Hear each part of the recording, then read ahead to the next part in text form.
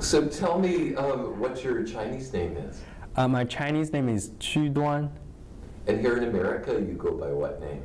David. Just make it easy for everyone to remember. And David, how old are you? I'm almost 20. Actually, my 20th birthday is coming in 2 weeks. Mm. How long have you been in America?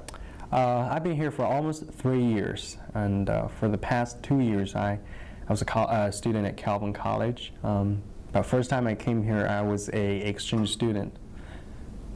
What are you studying here at Calvin College? I'm majoring in engineering, electrical engineering. Yeah, that's what I'm doing here. And the first year you were in America as an exchange student, you were at what school? I was at Grand Rapids Christian High School. I think most of the Calvin students here, they would know that. It's a local private high school, and I really enjoyed it. Did you get inspired to come to Calvin College because you had studied at Grand Rapids Christian High, or did you go to Grand Rapids Christian High in the hope that you would be able to then more easily attend Calvin? Well, I think I got to know more about Calvin College when I was in the high school, and also I tried out other schools, but it turned out Calvin is really generous helping international students, and that's how I ended up here finally. Good. What is your hometown? My hometown is Xi'an. It's right in the middle of China, and it's in Shanxi province. How big a city is Xi'an? It's quite big. I would say it's 3 or 4 times large than Grand Rapids, and in terms of the population, it's almost 4 or 5 million people right now. So quite huge and quite big, dense area. Well, when you say 3 or 4 times bigger than Grand Rapids, you mean in area? Yes. But in population, of course. Right. It's more packed. Yeah. Many Americans tend to think of Chinese people as being short, but you definitely are not short. As a northerner, you are much taller than the stereotype we have. How tall are you? Oh, I'm 6'1". Of course, in metric, which will make more sense to me, it's 181, something like that. So, yeah, I think I'm a little taller than some of my other friends I have or I once know. But that stereotype is not necessarily true. I mean, for like Asian people, they're short. Like Yao Ming, if you guys know Yao Ming, he's not. That's a good point. David, tell us about your parents. What occupations do they have? My dad, he's an engineer. His work is to deal with a lot of traffic control system thing in the city in Xi'an. Maybe that's how I ended up doing engineering right now. Just kind of follow my dad's route. But my mom, she was a teacher. She used to be a teacher in a university. She was teaching history. But right now she just came and we stayed together. She's here just to visit. So. When you say your dad works in traffic control in China, is that designing roads and bike paths? Does that have to do with traffic lights? More traffic lights, more control system, like how, the green lights and all those traffic lights, and you have to know when to get them turned on, when to get them shut off, and how to get them. I don't know how to describe it, but just to regulate the whole area of the city to make the traffic flow better. And I know it's not an easy thing because there's so many cars and people. And in China, if you ever go to China, you have to think about all those bicyclists, and sometimes those lights don't do anything to them at all. They just don't follow the rules. But they got a lot of work to do. And of course, you have a tremendously large number of automobiles and buses now in China as well, right? Yes, and it's incredible. Taxis and buses, all this. I think they still have more public transportations in China. More public transportations in China than what they have here in America. Of course, it's you cannot imagine if 1.4 billion, almost like that, 1.4 billion, if each one has a car, that would not work. And another thing is not each family could afford a car. That's why you see a lot of public transportations right now in China nowadays. Why did you decide to come to America to attend college instead of entering a top university in China? You're a really bright young man. You could have passed the entrance exams into one of the top Chinese universities. Why come to California? Well, first, I appreciate you said that, and well, it's yeah, going to a Chinese college is pretty competitive. Well, of course, for me, my specific situation is I came here first as an exchange student. At that time, I was just finishing up my senior high school. And at that time, I thought it wouldn't be a good idea if I stayed here instead of going back to attend a Chinese college or university. And I thought, well, maybe that's what I supposed to do, because the reason I think I'd rather stay here to attend an American education institution is, first, I think here you have more opportunities in terms of academics, and also I think here you have a better chance to expose yourself to the public. You have a better chance to present yourself, to make yourself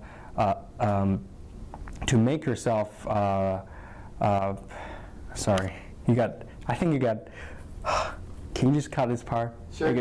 Just rewind it back. Okay. Let me ask you again, because I just forgot what I was going to say. Okay. Sure. Yeah, take two, no problem. Why did you decide to come to America to attend college rather than entering a Chinese university?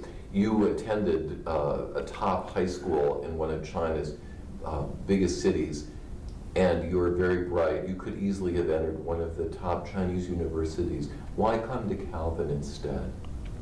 Well, of course, first, I appreciate you said that. There are a lot of smart people, but I don't think I'm not that smart, but anyway, I came here first as an exchange student, but later I decided it wouldn't that be a good idea if I just stay here. And later it turned out maybe that's what I will be doing, and right now I ended up at Calvin. I think being in America, in an American education institution, this will provide me with more opportunities to explore in the academics area, to show yourself, to present yourself with your own ability, just to prove that you have the ability to do the things, and what I mean the opportunities is here is like especially after school.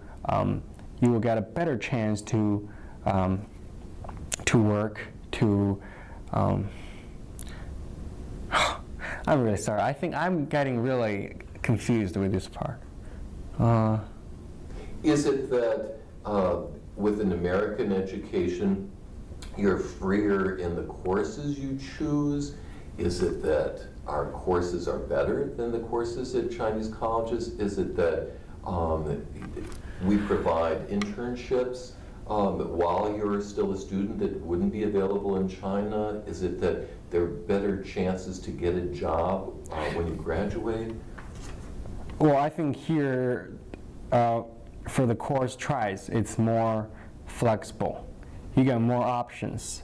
I have friends in China, they're in Chinese universities. Normally, when they sign up for this school, when they go there, first time they go there, they sign up for this major.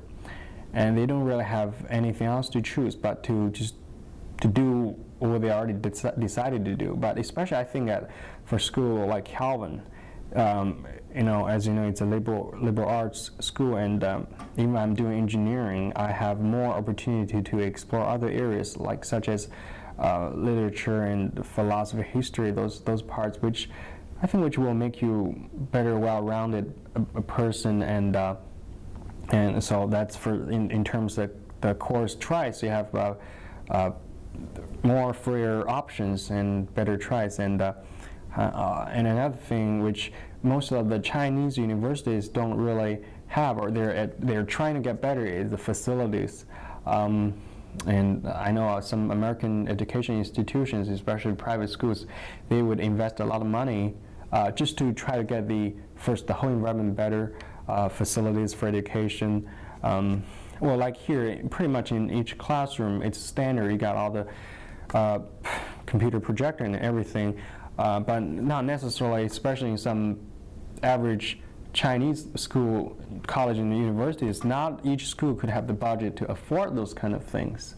That's in terms of the hardware, facilities. And another thing I like it better here is the faculties and teachers. Those people, they're the core. They're the people who really make this school famous. They like, so far as I know, I have a lot of professors.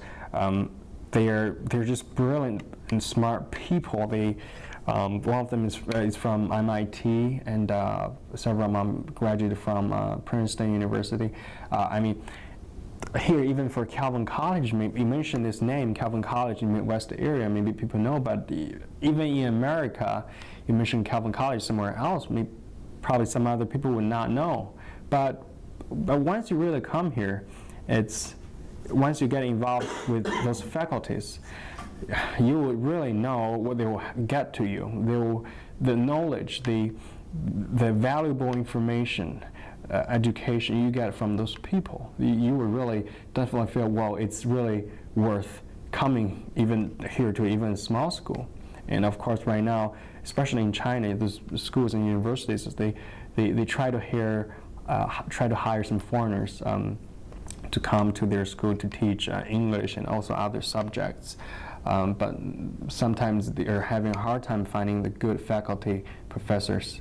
So I really appreciate this, chance and the opportunity to be here, just to get to know some of the most brilliant people probably in the world. Or definitely you have more flexibility to do things. School here is more like, especially in class, what I would really think is different from what you would have if you were in China is in the class you have much freer opportunity to express your own view. I have friends just complaining about how boring it is in the class in China. First, they're in huge, big schools, universities. One classroom is packed with a couple hundred students, and professors just up in the blackboard and just teaching and lecturing without any class discussion, without any close interaction with students, with their professors. It's just, I can't imagine that. Like, if I were in that situation, I sit there for like hours just listening to a lecture without any interactions. I would fall asleep, I guess. And so with even a small campus like this, small classroom, they will provide you better opportunity to interact with professors, students, and this definitely will help you better in terms of your study. And so I mean, those sort of things are what I like a lot, and I think that's one of the reasons I like being here in a American education institution. So. You were a student at one of the top high schools in China, certainly the top high school in Xi'an, and then for a year you studied at Grand Rapids Christian High School, which we like to think of as one of the best high schools in this area in West Michigan. How would you compare the experience of being a high school student in China to being a high school student in America? You've talked about the differences to some extent in being a college student. What about as a high school student in terms of class size, in terms of textbooks and atmosphere and facilities, in terms of the relationship with the teachers and so on? The first thing I would say is the level of difficulty. In Chinese high school, high school it's way much more competitive. They have this, because everyone is facing this college entry exam, and because so many students, millions, thousands, millions of students are trying to get to the college and universities every year, so they have to have this really challenging and difficult exam every year just to recruit the best of the best students from all the high schools all over China. Also, high school in China, it will be much more difficult. First time I got here, I went to the high school here. First couple weeks, of course, at that time, because of the language barrier, I had a difficult time understanding teachers and some friends. But as I was getting familiar with things, and I just realized how easy it is to learn the things. I mean, for like a junior year here or even senior year in high school here, I would think, since I'm doing engineering, maybe I'm more familiar with this thing, or like science and math subjects to learn. I would say the contents they are learning in junior and senior year are much more equivalent to what we learn in middle school. And of course, I said this to one of my friends, and he can't believe. He thought I was just kidding. I said, no, seriously, this is how it is, like the level of difficulty.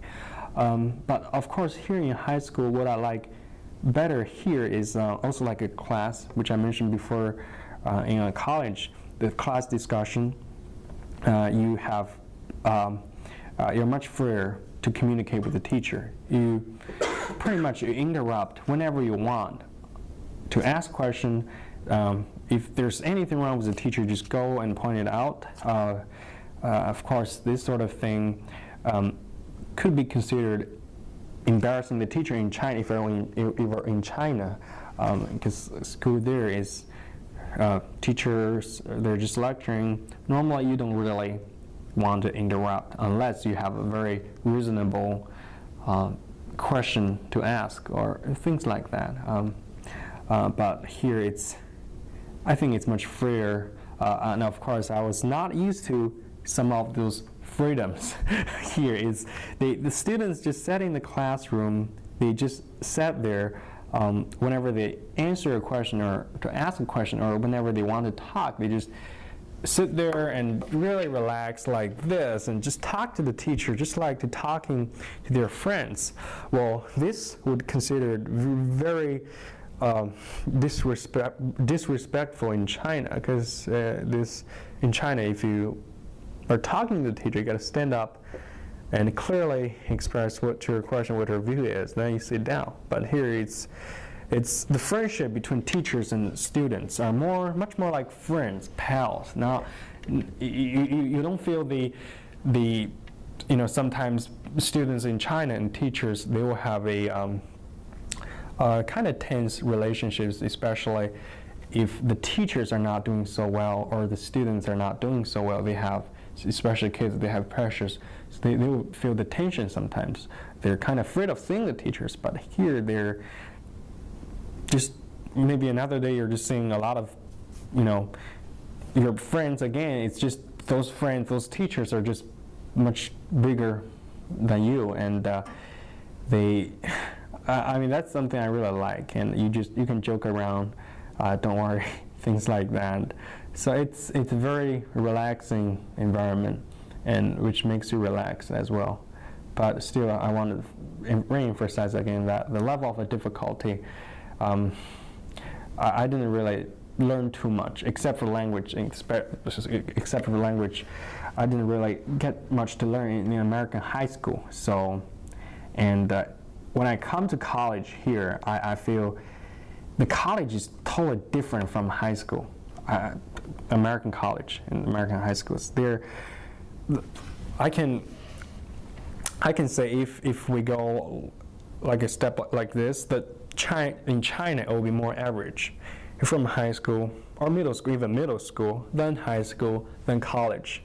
This level of the difficulty is rising very constantly. It's not like here. Here is middle school, probably for little kids, very easy. High school, which I consider is still easy enough, but college, they just have a big gap. It's just jump.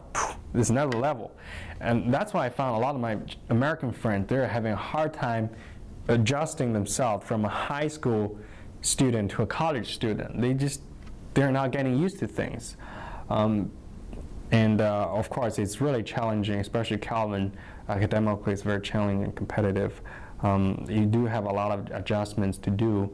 And also, of course, I'm not saying it was easy for me as well. I also had time to get used to things.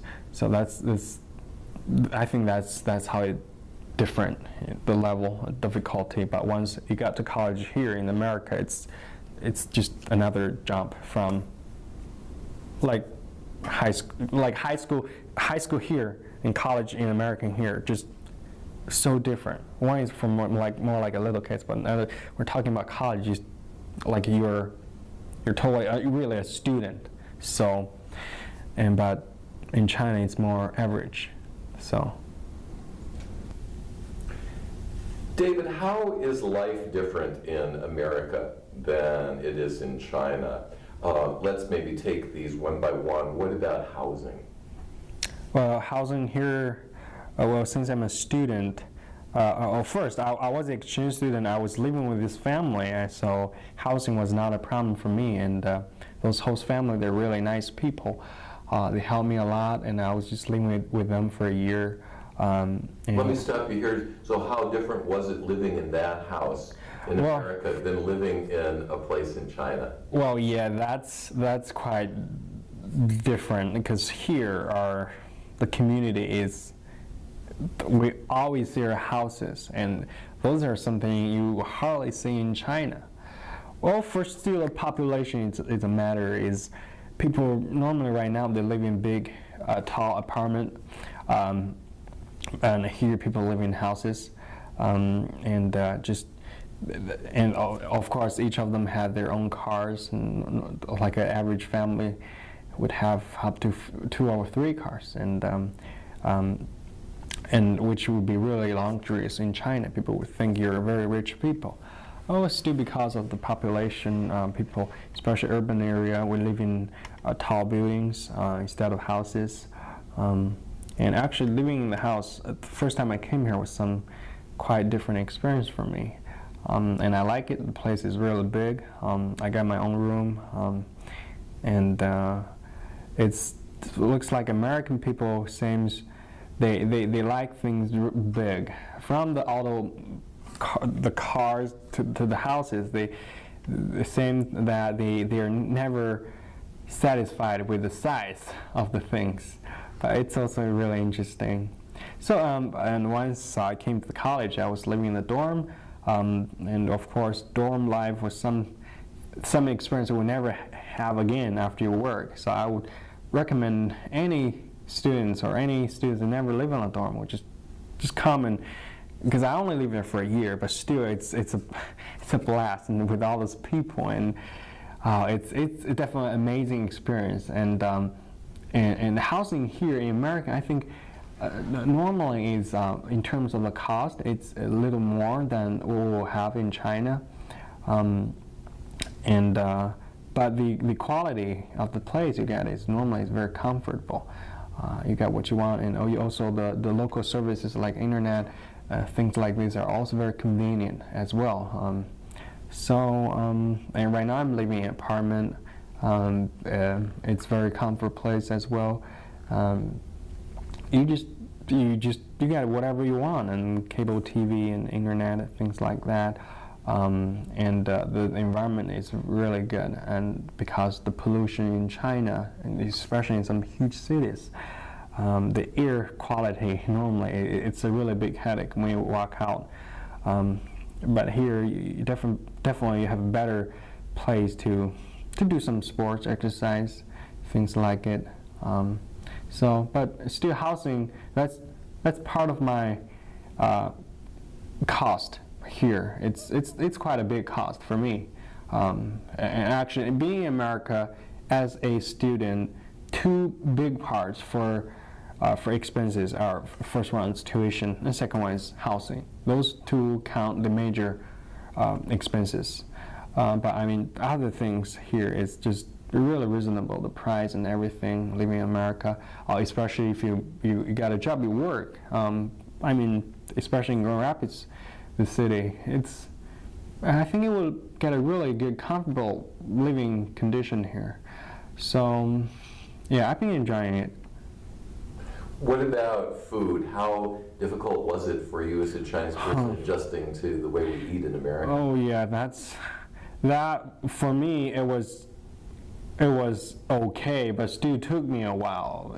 Maybe for little kids, they are even better to adjust the food, what they eat. Of course, here food, especially dorm food, is the first few weeks. I was excited. I was curious. I said, okay, what are they gonna have here on campus? And just want to try each of them. But weeks later, I know I'm sick of what I have, and not necessarily here the dorm food, but normally, I mean, in terms of the common food, what they have in America is first in terms of the taste. It's not as tasteful. I don't know why. Maybe Chinese people stir fry too much, but here normally you have very light taste, like salad, some sandwich, hamburgers, and people call this junk foods. And actually, it's interesting. Kids love all this KFCs, McDonald's in China. They'll be crazy about it, and I was too when I was really little. But no, right now here, I'm not a big fan of all this fast food at all, and I try to make my own food. Just still like the food in terms of the whole taste are so different. But still, you have to get used to it. And also, we have local Chinese restaurants here. They're Americanized Chinese food, but they still taste very good. But you know, I mean, I'm in America. I'm a student. I cannot demand too much, and I'll try my best to satisfy with whatever I have here. But I mean, it's in terms of food, I've been liking what I have so far. And I've been getting used to everything already. So, what about friendships, David? Is there something different in the nature of friendships in China compared to making friends here in America? Friends here, the friends I have here. First, they're very open-minded. They try to welcome you to, especially if you're a foreigner. Especially at Calvin, I think Calvin really is focused on the international students' diversity. You know, they still try to let you present yourself as a foreigner, but you're very welcome. And also with those friends, they're curious to know where you're from and what you do in your country, and that's really good. And that part I really like best. But the thing that sometimes I'm still kind of confused is that people here, especially between friends here, relationships are I think it's more personal. Like each of them are very more individualist. Or even really close friends, there's still something you don't really talk about. While in China, maybe you have nothing.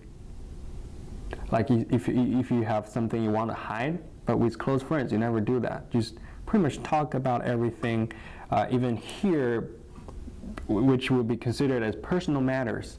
Well, in China, you just talk about it with your friends. So I think that's like the whole difference, individualism, and I think that's how American people are. They are more independent, especially college students. And most of my friends I know, they're already, you know, they live on campus, they live in the dorms, but some of them are not living on campus. They don't live with their parents either. They tend to try to find their own private place to kind of get away from their home. Not necessarily they don't like being in the place, but they try to be independent. They try to, you know, get their own space. So friends are like this as well. You always are like friends here. Always find that you have a line that there are the things you want to talk about, and no problem. We hang out, we go out, we do some things for fun, but still, some things you don't want to know, you don't want to ask, and things like that. But I think in China, friends are more open to each other. Pretty much is everything you could imagine, you talk about, and with your friends. So that's very big difference. What about family life in America compared to China? Any differences that you see there? Family life are also at first very easy, very simple. And still, I think family members, they're also very, I was just talking about the students as children of the family, but also even between, because I was living with this host family, their children probably go and visit them probably once a month, which is not very often at all. If you are in China, if you talk about, oh, my children come to visit me once a month, no, that's not going to work, and people would think that's your parents. But here, it's not about the kids. It's not about. I think it's more about the parents. The parents are, well, you're on your own. You grew up, and you have your family, and also personally, we would prefer also our own life. And we're still family, we love each other, but we still, it's the whole individualism thing I was trying to mention is just it seems people are more separated, yet they're a family. They take care of each other things. They don't really try to interfere with what you are doing.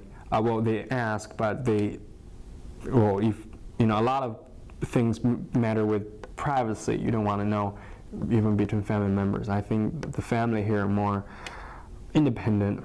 While in China, it's probably grandparents, the parents, the children, or the kid, one child policy. They're more like a that's like a simple unit. That's more like a united group. It's just so different when I see people here, how much they want to separate themselves from their family. Of course, again, not necessarily they don't like being in the family, but they just try to be independent, try to be individual, and try to take off matters themselves. So, but for me, I think it's just different. You cannot complain, they should do this, they should do that, they should do this to their parents. It's also like a culture thing, I guess. But for me, I think, to be honest, I don't really know. I might be more getting used to the American way, maybe after years living here, or maybe in China, definitely. I will, I think, stick with the traditional way of this family matter. So, what about leisure activities, David? Any difference there between the United States and China? Here, well, for me, I don't got much to do for leisure. Well, watch movies with friends, I guess. That's a big part. Go to some clubs. Well, I'm not a big club person, so I don't hardly go out. But bars, of course, you cannot drink until you're 21 here, which is something totally different in China. And pretty much. The activities you were referring to are things that you enjoy here in America, or were you talking about China? I was just talking about here, like watching movies with friends, and I do some reading. I do reading quite often.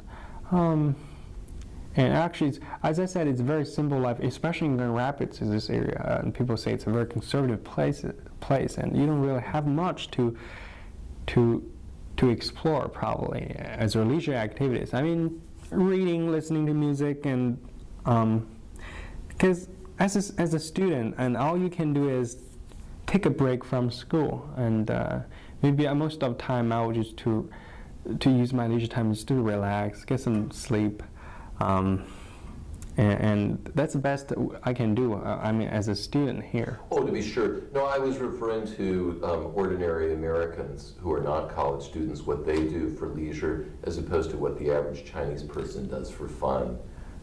Is it pretty much the same, or are there some? I guess it's pretty much the same, but since I haven't been back to China for almost 3 years, I don't really know, and because I heard there are just fascinating things right now going on for fun, for those leisure activities. And so I don't really know what people are doing right now in China.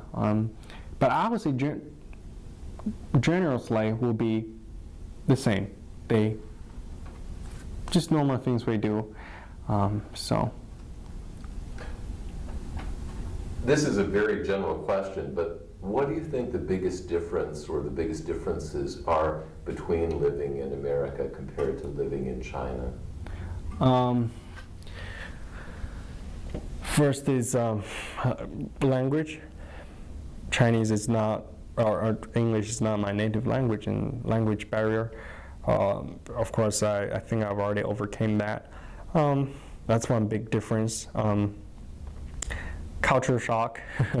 As I mentioned, you see things that don't make sense to you at all, but I mean, you have to get used to it. That's how people do things here. Can you give us some examples? What did you find so different that it would be termed culture shock? Like if you're in a dining place with your friends. In China, most of the time, I would say over 95% of the time, when you get the bill, normally, as I said, over 95%, it's, if you're with a group of friends, normally it's one person takes care of the bill. But next time, in turns, next time maybe another person, next time maybe it's you to treat. But here it's more, no matter how close the friends are, I mean, you get your own bill, and I don't know what they call Dutch tree or something here. I don't know what they call that, but it's they split things, they separate things, and things like that. I'm not quite used to it, but I was not, but right now definitely. That's some big difference, and so just culturally and in terms of language, I think that's about it. I mean, American people, those are busy people, but I think they're living a very simple life, and you don't really have what they call that, because right now in China, the relationships between the people between each other is more like in doing your workplace, your colleagues, especially here in the States. If you're students, especially if you're working, if you got a job, the relationship between your colleagues is very easy. You're just co-workers. But in China, maybe there's still a Chinese thing. It's more than that. There's more personal matters involved between each other, and you have to take things like that in account when you do things, when you make decisions. Just those complexity of the relationships, But I think here it's much easier. I mean, you said it, that's it, and no more than what you mentioned, no more than what you said. But in China, you have to. That's more like a social thing, the relationships. So. A lot of Americans have the feeling that, from what they read in the newspaper about lack of freedom in China, with human rights violations that we've read about in the past, a lot of Americans feel that life in China can't be very free. Is that true? Do you feel freer here in America? Or is that? I feel much freer to say what I want to say and without getting in trouble. Excuse me. And of course, I think that's a stereotype people have on China, because it's also, China right now is still a communist party with this one party in control. I mean, it's understandable. People still have this stereotype, but it's been getting better. It's not. I don't think it's still totally free for the media, the press, just to express whatever they want. But here, first time I was here, I saw some news about criticizing the president or your higher senior officials, things like this on the newspaper and magazines, and I mean it's welcome to the public, and people, they're willing to know what's really going on, and you just the facts, the truth, they want to know. But while in China, not necessarily. I don't think you can really criticize your own leader in public. I mean, I still think it will take years before the freedom could reach that degree in China. But it's been getting better. But of course, here in the United States, it's well, yeah, you got definitely a lot more freedom, and just in terms of expressing yourself. So, but I don't think people should still take this stereotype as seriously as it was before, that China is still under, the Chinese people still under like the dictatorship of communist leaders. Not anymore. And also this misconception is not the cause of this. I think it's the ignorance about knowing what's going on, what's getting progressed in China. So I mean, if they know more, they would, those misconceptions will automatically be getting rid of, and they won't ask questions like that. So it's still, so if you know more. Do you think Chinese people feel fairly free in their daily lives as long as it comes to criticizing the government, or in terms of lack of freedom in the media? But outside of that, do you think Chinese people are fairly free? Oh, yeah, I think they see economic view, the trade between America, it's crazy. It's a huge market. I mean, the commoners, normal people, they got to choose what they want, and just some daily life things. And the living conditions getting much better since 80s. Of course, if you look back the history, it was a chaotic time during the 60s and 70s, and the economic revolution, or the Reformation, was not carried out until late 70s or early 80s. So, I mean, if China had done more during that period of time, look at what it's like today, and then if it had done more at that time, it would be absolutely incredible. So, but yeah, I think generally speaking, people right now, they really enjoy what the life is in China.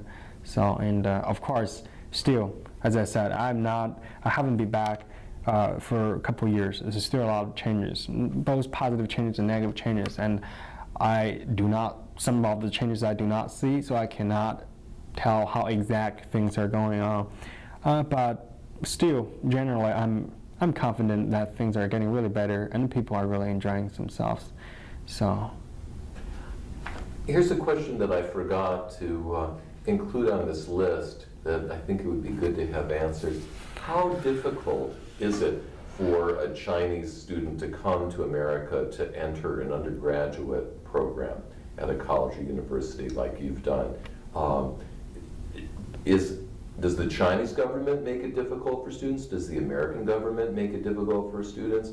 Or is it fairly easy if you have the money to come to an American university to study? I think it's more up to the American government to make the decision. The situation I know right now in Beijing, the embassy where people get visas, most of the over 95% of the students who try to get undergraduate degree to come here to study get denied. Though this is a situation for the past couple years, and it's been getting worse. Even for me as an exchange student, when the first time I came here, I was in the program. There were almost 40 students or more than that. We were together getting the visa, and only 9 of them got the visas, and I was lucky. I was one of them. So it's getting really hard, especially now after 9/11. Immigration is getting really even more restricted to the foreigners. Why is it that difficult to obtain a visa to come to America to study? Is it because, besides September 11, 2001, even before that, I understand it was quite difficult. Is that because America has a quota as to how many college students will accept? I do think they have a quota, but also another reason is because for the recent years they've been having too many coming at the same time. Well, maybe it's out of their capacity to have this many students, or also another situation is there have been some illegal immigrations and for some Chinese people, and of course this will make the relationship between both governments this will make the both governments not happy, especially American government. So they're keeping an eye on all this immigration, especially students right now. Even you have to, for me, I think all the international students right now, you have to go through some criminal background check, things like that. It's, I think it's still, it's up to how the immigration will work out in America. Of course, America is a huge, probably the biggest melting pot in the world for world cultures, but still you cannot stop it sometimes. But really, it's, for the past few years, it's been really hard. I have a lot of friends. It's just sad. They get denied. They try to come. They get denied. It's just, things just don't work out well. So perhaps part of the reason the U.S. government is reluctant to let in too many more Chinese students than they do right now is that we currently have 50,000 Chinese students studying at American universities around the country, many in graduate programs to be sure. But a majority of those are expected to try to remain in the United States. And certainly we've had perhaps as many as 100,000 students from China at one time or another in the last 20 years study here in America, and the vast majority of them have ended up staying in America. They're wonderful people and they're well educated. They've contributed a lot to America. But perhaps the American government is afraid that if they allow in all the students that do want to come, then rather than it being 100,000, most of whom will end up staying in America, as qualified as they are to do jobs here, that it may be 1 million or more. Right. Do you yourself plan to stay in the United States after you graduate? Well, I'll stay for a while for sure. I'm planning on going to graduate school. In engineering? Yes. But if the economy is getting better, if there is job opportunity, sure, I don't want to miss it either. But in longer term, I mean, as a Chinese person, I think eventually I'll go back to China. I mean, no matter what, that's where my home is, and so. But in short term, I definitely will stay here for a while, if the opportunity permits.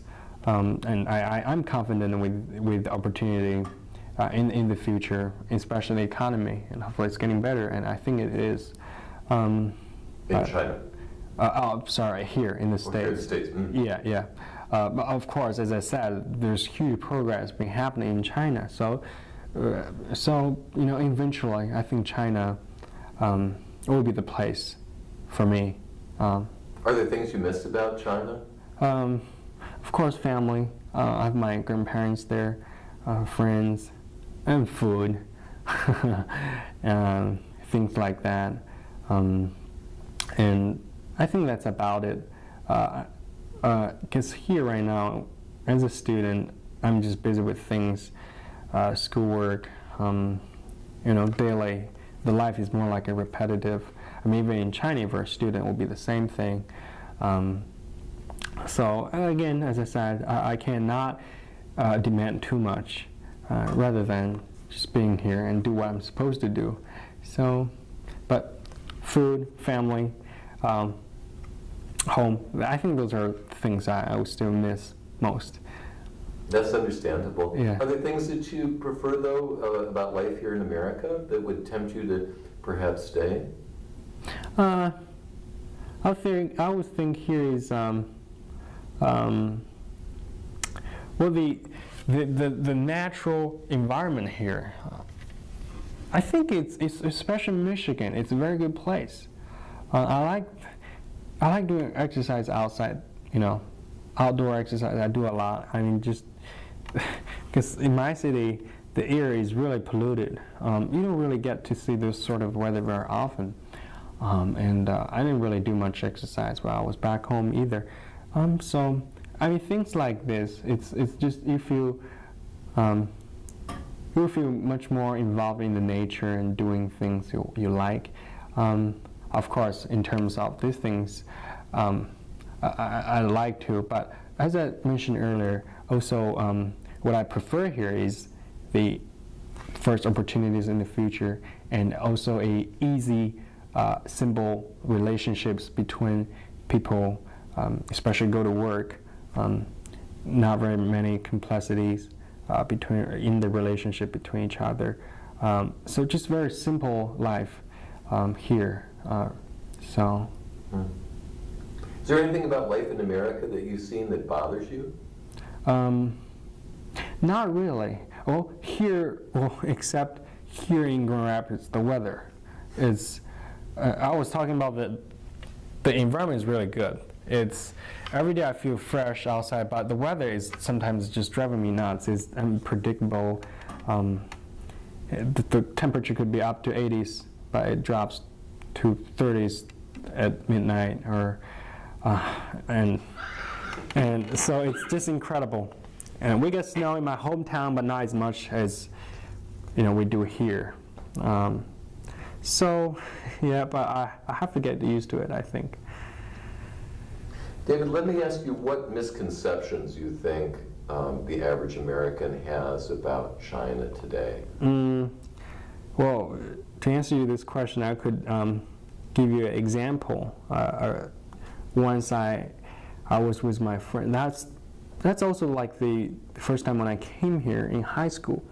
One day there was this guy who came to me, and he greeted me. He said, "Are you the new Chinese exchange student?" And I said, "Yes, I am." And he's a really nice person, and he got to know me, and we talked a little about each other. And it seems like he's really interested in China, and he starts asking questions. And I thought this guy would know a lot, because he mentioned some history, like dynasties and things like this in China. And I thought he would know a lot. And now he asked me a question, and which surprised me. And I'm not even kidding. This is how exactly he asked. He said, "So okay, I'm really interested in China, as you know, but who's the emperor right now in China? What's his name?" Oh my and I said, "Oh no, you got to be kidding me!" And that kind of explains what the misconception. Well, of course, it's like a funny example, but it was real, and this happened on my friend. It's still, I think the cause is about ignorance, about not knowing what's going on in China. Maybe all they know is about from a little part from the textbook, history book, or from TV, things like this. But if they know more, it's hard for me to say, because there are so many things are changing, and I don't even know them myself. So the big misconception is about, like, this country is still like, either people would say it's still under the emperor. They have dynasty, which dynasty is it right now, or it's still under the communist control, which it is right now. But people would think people are being persecuted really bad because from all the images they got from the 70s, the 80s, from other communist countries. And people are living very poor quality life, and people are not having any kind of freedom, or people are not religious at all. Everyone believe in Marxism, or they're not religious people. They're just atheists. Things like this. I mean, all these things are happening, are changing, and so if they do keep an eye on China right now, they will see a lot of incredible changes. So the big misconception is still a result of the ignorance about, not knowing too much about what's going on in China. So my last question for you is, I understand that you attend church regularly now here in Grand Rapids, and you've come to view yourself as a Christian. Is that not true? And yet when you were in China, you weren't a Christian. How did this change happen? Yes, that's correct. I was not a Christian when I was in China. First time I came here, I was living with this host family. Interesting enough, this old guy, he's a pastor. He was already retired, and at the very beginning, they brought me to church every Sunday, and at that time, just out of my curiosity, I never went to church in China, and I know there's church. All I know is about this religion here is they believe in God. They read the Bible. They go to church, and that's all about it. And but right now, when I came here, I said, oh, it's a great opportunity for me. It's why don't I see all these things myself? So I started going to church with them. But at that time, just out of curiosity, I just wanted to go to church to meet new friends, to talk to people. Maybe the snack time after church, that's something I was looking forward to. Just things like that. But just as I started going to church, as I went more with them, and as my English was getting better, so as I understand more from the pastor, from the preachers, I just feel like, well, in Christianity, there's a lot of good things that inspiring people. And those are good things. Of course, I'm not saying non-Christians are not having this good theory or good things that to talk about. But it's just from all those pastors and preachers, I realized, wow, there's a lot of inspiring facts. And of course, talking about God personally, myself, for me, I did not get baptized yet. But right now, I do claim myself Christian. And the reason I think is, I think human beings are just we're very weak. We're very vulnerable, and I think we should rely on something or some person could help us both physically and emotionally. And of course, some old Chinese people. Most of the Chinese people, they would just think, well, what can you do when you're in trouble or when you're in difficulty? You depend on yourself or you seek help from others. But we're still human beings. We're very vulnerable. But here, especially after 9/11, and as I went to church, and every Sunday or maybe on the Bible study fellowship, people were just praying for each other. At that point, for me, it just seems like it's just a simple prayer. I said, what can a prayer do? It doesn't do much, does it? But later I realized, well, maybe we do need something. We do need to rely on something. We do need to depend on something rather than human beings, and which is God. And God was at the very beginning. If you're talking about God, to me, I show my respect. I don't argue with you, but I said okay, and all right then, but I don't care. So my attitude was not really toward accepting this religion, but right now I think we human beings are very vulnerable.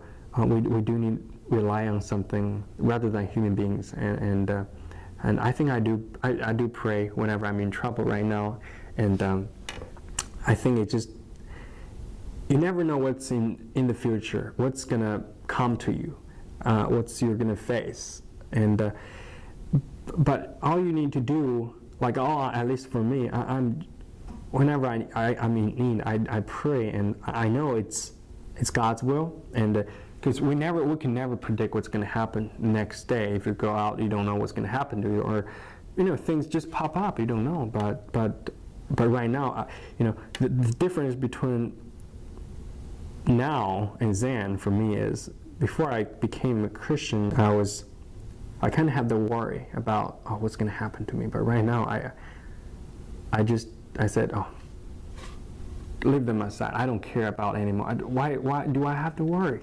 I mean, it's God's will. You never know what's going to happen, but He's watching you, and you don't have to worry about things. And that's why I think people say things happen for a reason. I think that's true too. And